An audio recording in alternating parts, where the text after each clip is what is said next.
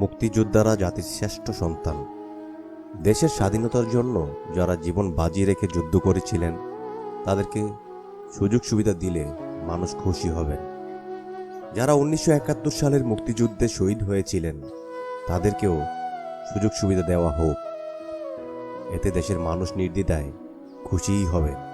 আমি আরও কিছু যোগ করেই বলি, তাদের সন্তানদেরকেও সেই সুযোগ সুবিধা দেওয়া হোক। আমরা জানি মুক্তিযোদ্ধাদের বিভিন্ন ক্যাটাগরিতে সর্বোচ্চ 45,000 টাকা পর্যন্ত ভাতা এবং রেশন দেওয়া হচ্ছে। মুক্তিযোদ্ধাদের ভাতা বাবদ গত 3 বছরে 5,316 কোটি টাকা খরচ করেছে বাংলাদেশের সরকার। এবছর মুক্তিযোদ্ধা ভাতা বাবদ আরও 240 কোটি টাকা বরাদ্দ করা হয়েছে। বাংলাদেশে বর্তমানে 1,80,000 মুক্তিযোদ্ধা মাসিক সম্মানী ভাতা পান। যোদ্ধাহত মুক্তিযোদ্ধা ও তাদের পরিবারের সদস্যকে রেশন সুবিধা দেওয়া হচ্ছে। রেশন হিসেবে মাসে 35 কেজি চাল, 30 কেজি আটা, 5 কেজি চিনি, 8 লিটার ভোজ্য তেল ও 8 কেজি ডাল দেওয়া হয়। এছাড়া যোদ্ধাহত শহীদ মুক্তিযোদ্ধা পরিবার আরও 22টি সুবিধা ভোগ করেন। শিক্ষা ভাতা হিসাবে 2 কন্যা সন্তানের ক্ষেত্রে প্রতিজন বার্ষিক 1,600 টাকা এবং বিবাহ ভাতা অনধিক 2 কন্যা সন্তানের ক্ষেত্রে প্রতিজনের জন্য এককালীন 19,000 টাকা দেওয়া হয়। এছাড়া বছরে 2টি ঈদে মূল ভাতার সমপরিমাণ অর্থ এবং 26শে মার্চ ও 16ই ডিসেম্বর 480 টাকা করে প্রীতি পুজোর জন্য দেওয়া হয়। যোদ্ধাহত মুক্তিযোদ্ধারা সরকারি হসপিটালে ভর্তি হলে কল্যাণ ট্রাস্ট থেকে খরচ বহন করা হয়, আর বিদেশে চিকিৎসার সর্বোচ্চ 8 লাখ টাকা সহায়তা দেওয়া হয়। যোদ্ধাহত মুক্তিযোদ্ধাদের একটি পরিচয়পত্র দেওয়া হয়, যা প্রতি 5 বছর অন্তর নবায়ন করতে হয়। ওই পরিচয়পত্র দেখিয়ে সরকারি যানবাহনে বিনা ভাড়ায় যাতায়াত করতে পারেন মুক্তিযোদ্ধারা।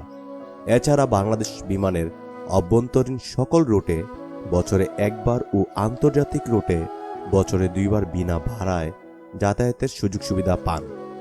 যোদ্ধাহত মুক্তিযোদ্ধাদের কৃত্রিম অঙ্গ প্রত্যঙ্গ সরবরাহ করা হয় মন্ত্রণালয় থেকে।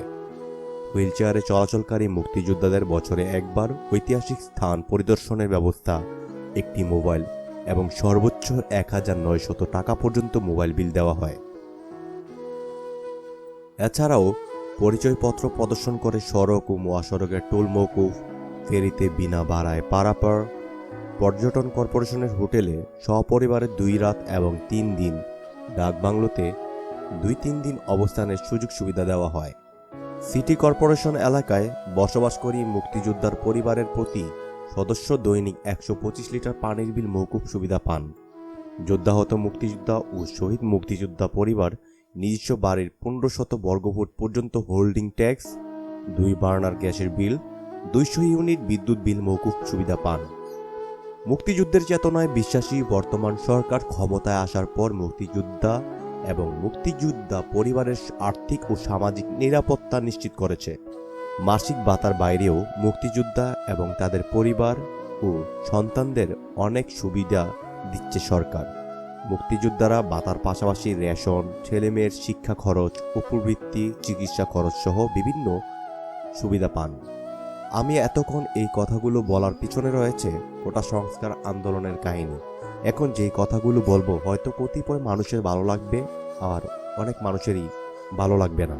আচ্ছা, আমরা যারা সাধারণ জনগণ আছি তারা কেহ মুক্তিযোদ্ধা কোঠার বিরুদ্ধে ছিলাম না এবং এখনও তাদের পক্ষে। তবে আমরা দ্বিমত পোষণ করেছিলাম নাতি নাতনির সুযোগ সুবিধা নিয়ে। মুক্তিযোদ্ধারা এবং তাদের সন্তানরা সুযোগ সুবিধা পাবে এটা সবাই চায়, কিন্তু তাদের নাতি নাতনিরা সমান সুযোগ সুবিধা ভোগ করবে এটার সাথে আমরা ঐক্যমত নই। এখন যেহেতু দেশটা স্বাধীন, আমরা স্বাধীনভাবেই কথা বলতে পারবো এটাই জনগণ বিশ্বাস করত, তবে এখন আর করি না।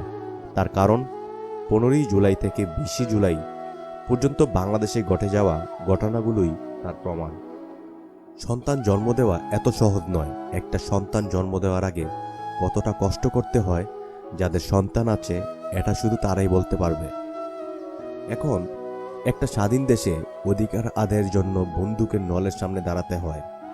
আর আমার মতো রক্তে মাংসে গড়া, আমার মতোই মায়ের গর্ভে যাদের জন্ম, সে যদি আমার তাজা রক্ত রাজপথে রঞ্জিত করতে পারে সে আমার ভাই হতে পারে না, সে আমার পড়শি হতে পারে না, সে আমার দেশের কেউ হতে পারে না।